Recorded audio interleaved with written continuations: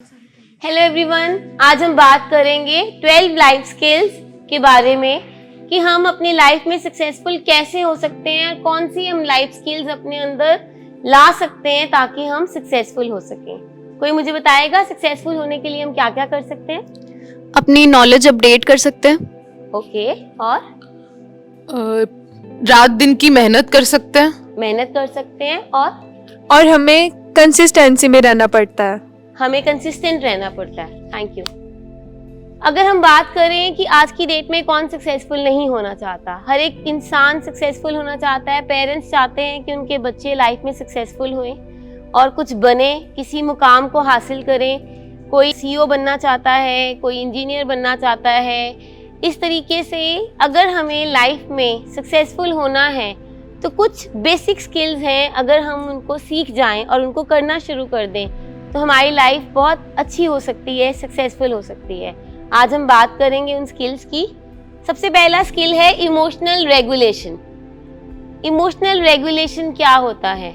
Emotional regulation का मतलब है कि हम अपनी इमोशंस को रेगुलेट कर सकें। अब आप बोलोगे कि इमोशंस को रेगुलेट कैसे करना है और हमें कैसे पता लगेगा हमारी इमोशंस जो है रेगुलेटेड नहीं है। इसका अंदाज़ा हम लगा सकते हैं अगर हमारे रिलेशनशिप्स ख़राब हो रहे हैं, हम अपनी लाइफ को अच्छे से मैनेज नहीं कर पा रहे हैं। बेसिक इमोशंस कौन कौन सी होती हैं? एंगर, फेयर, हमारी उदासी, ये बेसिक इमोशंस हैं। खुश होना, उदास होना, गुस्सा आना, जेलसी फील करना, ये बेसिक इमोशंस हैं। अगर हम सही टाइम पे अपनी इमोशन को रेगुलेट नहीं करेंगे तो प्रॉब्लम आएगी। बट इसका मतलब ये नहीं है कि आप अपनी इमोशंस को सप्रेस कर लें, दबा के रख लें। अगर हम अपनी इमोशंस को सप्रेस करते हैं तो उससे भी हमें एंजाइटी, डिप्रेशन या कई तरह की साइकोलॉजिकल इश्यूज हो सकते हैं। लेकिन सही तरीके से अपनी इमोशन को रेगुलेट करना, मैनेज करना is very much important. For example, अगर आपका कोई फ्रेंड है या आप रिलेशनशिप में हैं और आपको बहुत कॉल्स करने पे भी अगली तरफ से कोई जवाब नहीं आ रहा, तो आपकी इमोशन क्या होएगी? आपकी इमोशन होएगी इरिटेशन की, गुस्से की। तो उस इमोशन में आप क्या कर सकते हैं? आप चीज़ें तोड़ सकते हैं, आप किसी चीज़ को किक कर सकते हैं, दरवाजे को किक कर सकते हैं। अगर हम उस टाइम पे थोड़ा सा पॉज लें और अपनी इमोशन को उस किसी और तरीके से मैनेज करें, रेगुलेट करें। फॉर एग्जाम्पल, आप डीप ब्रीदिंग कर सकते हैं, आप वॉक कर सकते हैं। जो अपना आपका थॉट था कि पता नहीं वो अगला बंदा फ़ोन क्यों नहीं उठा रहा, बात क्यों नहीं कर रहा, हमारी ह्यूमन टेंडेंसी क्या होती है? Reaching into the conclusion. सीधा ही हम सोच लेते हैं कि शायद वो अब मुझे पसंद नहीं करता, शायद वो मेरे साथ बात नहीं करना चाहता, शायद उसने मुझे छोड़ देना है। हम दूसरी तरफ नहीं सोचते, अपने थॉट्स को रीफ्रेम नहीं करते। क्या पता जो आपका फ्रेंड है वो किसी चीज़ में बिजी है, उसके घर में कोई प्रॉब्लम हो गई है। तो आपने पॉज लेना सीखना है, अपनी इमोशंस को रेगुलेट करना सीखना है।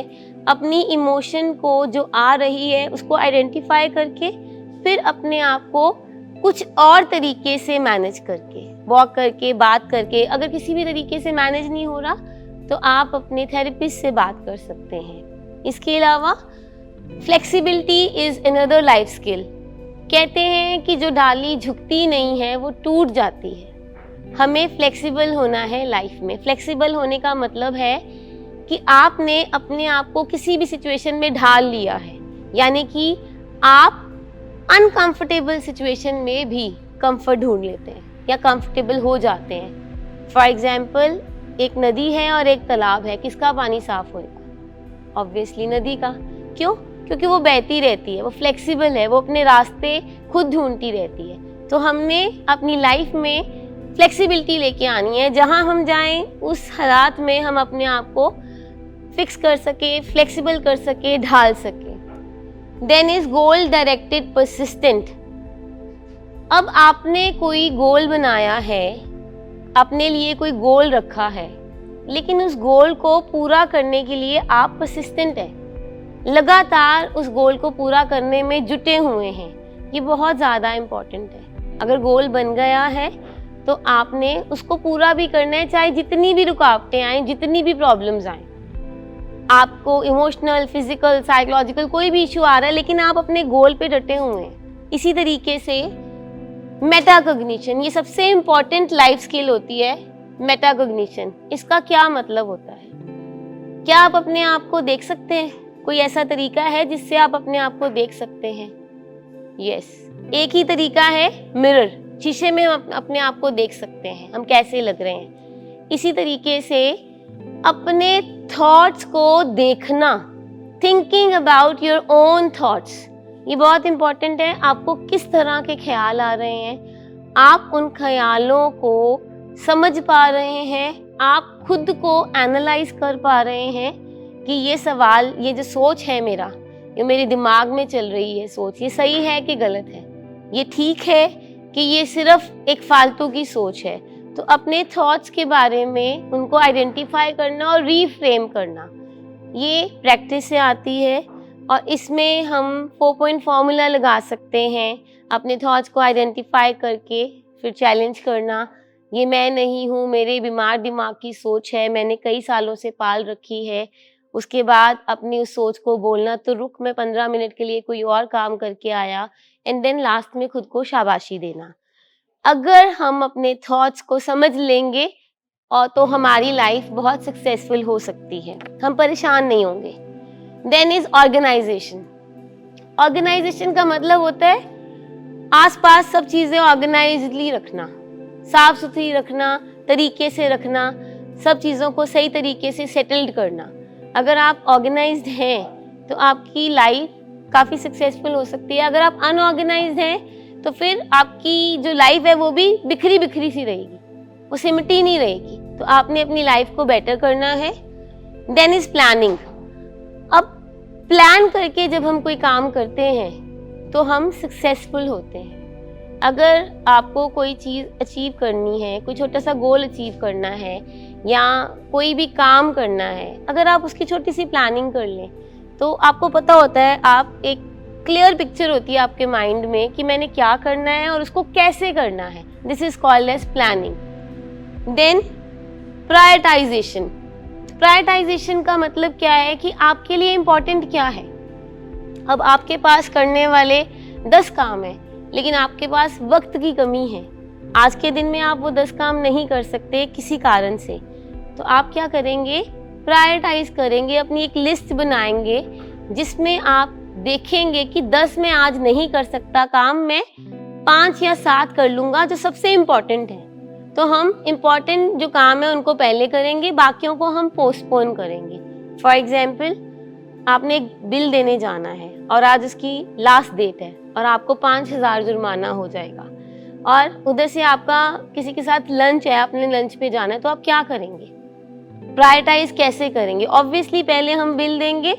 लंच के लिए अगर हम थोड़ी सी देरी से भी जाते हैं तो वो मैनेजेबल है, ताकि हमें पेनल्टी ना पड़े। अगर हम अच्छे तरीके से अपनी लाइफ को मैनेज कर लें प्रायोरिटाइज करके, तो हम लाइफ में सक्सेसफुल हो सकते हैं। Then is stress tolerance. ये बहुत इंपॉर्टेंट है। आजकल की डे टू डे लाइफ में हर बंदे को स्ट्रेस, कोई ना कोई छोटे मोटे स्ट्रेसेस चल रही होते हैं। आपने सुना होगा कि कुछ लड़के लड़कियां, हमारे यूथ, जब स्ट्रेस होता है ज़्यादा खाना शुरू हो जाते हैं। जब स्ट्रेस होता है तो जो हमारा काम है, फॉर एग्जांपल स्टडीज़ है, वो कंसंट्रेशन नहीं हो रही तो हम उठ के टीवी देखना शुरू हो जाते हैं, एकदम डाइवर्ट हो जाते हैं अपनी डायरेक्शन से।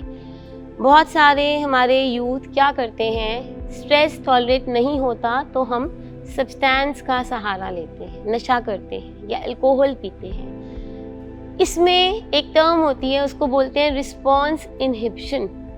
अपना ये जो हमारी इम्पल्सिविटी आ रही है, वो वाले रिस्पॉन्स की या वीक एक्शन की, उसको हमने रोकना है, पोस्टपोन करना है।